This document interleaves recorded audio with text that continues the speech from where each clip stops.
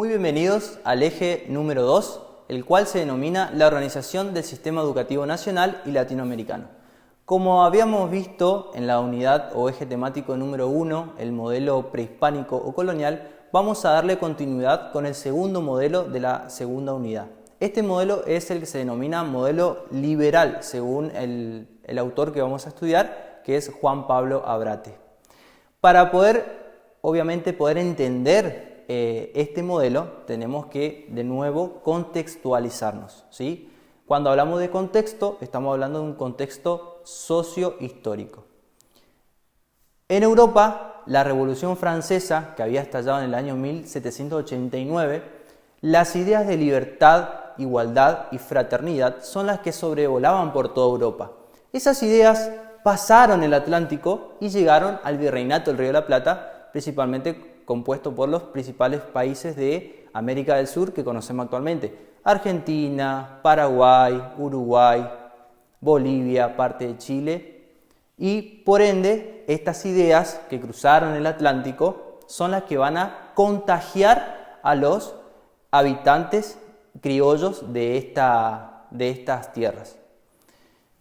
Esas ideas de orden y progreso van a llegar y justamente van a influenciar la fórmula civilización y barbarie. Para entender esto, tenemos que situarnos en dos posturas ideológicas totalmente diferentes. Estamos hablando de las ideas de Sarmiento y las ideas de Alberdi. Las dos posturas son totalmente distintas. Para desarrollar la primera, la idea de Sarmiento el lema era educar al soberano. ¿Qué significaba esto? Educar al soberano significó que había que educar al bárbaro, al salvaje, ¿sí? Porque recordemos que en la unidad 1 los españoles traían la educación o misión de evangelizar y educar. Por eso justamente toma esas ideas Sarmiento de las ideas europeas, ¿sí? Y pretende educar al soberano. Educar al soberano pretende justamente de civilizarlo, convertir al ciudadano en un sujeto civilizado. Por otro lado tenemos las ideas de Alberdi, ¿sí? En el cual uno de sus lemas era gobernar es poblar. Para él también era muy importante la educación, ya que estamos hablando de un contexto de la Argentina en el cual desde 1880 se pretendía justamente poblar, ¿sí? Con principalmente personas inmigrantes, grupos inmigrantes que llegaban de Europa. Esa llegada del inmigrante significó que la Argentina, que se estaba formando en ese momento, ¿sí? Estamos hablando de formación y construcción del Estado Nacional, enseñar a trabajar. ¿Por qué era importante enseñar a trabajar? Porque respondía justamente a las ideas de orden y progreso que yo les había comentado mucho antes. Entonces quería responder a ese orden y progreso a través de enseñar a trabajar. Es decir que educar y enseñar a trabajar, ¿sí? Estaban ligados mutuamente, ¿sí? Iban de la mano en ese momento.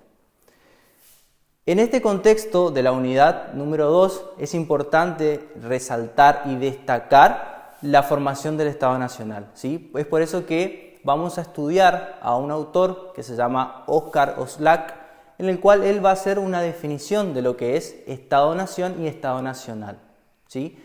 Entonces, para poder entender este periodo que va desde 1880 hasta aproximadamente 1930, tenemos que ubicarnos también históricamente hablando del modelo agroexportador. ¿Qué significó el modelo agroexportador?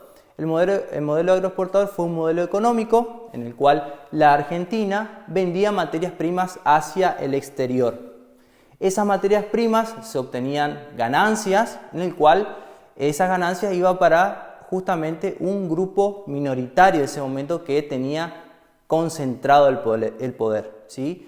Esta concentración del poder se denominó un sector de la población que se llamó justamente la famosa oligarquía.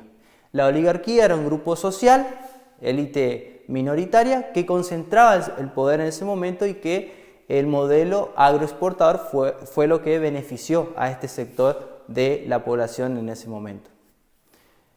Para poder seguir desarrollando lo que es modelo exportador, tenemos que entender que la Argentina en ese momento se inserta al mercado mundial.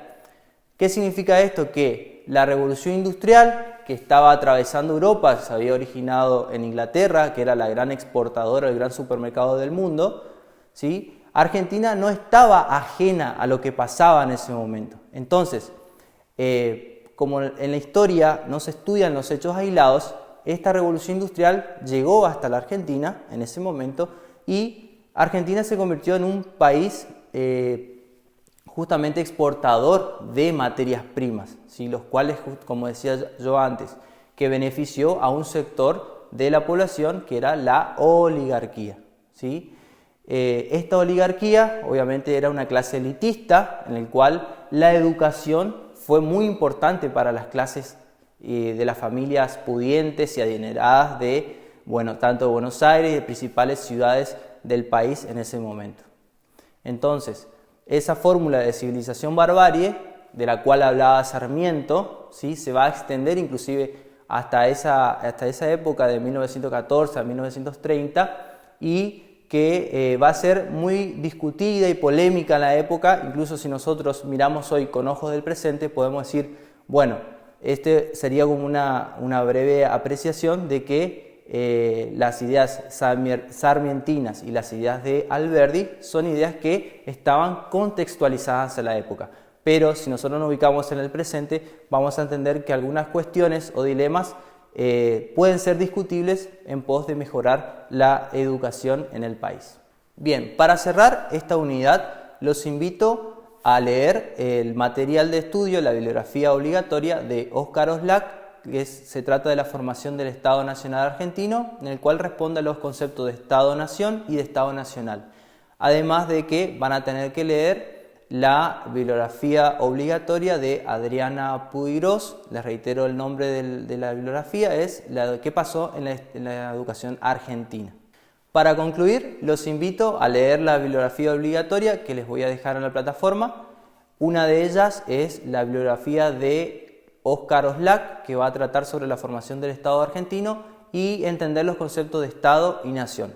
Por otro lado, como les dije en la unidad número 1, también los invito a leer el texto de Adriana Puigros en su libro ¿Qué pasó en la educación argentina? Muchas gracias.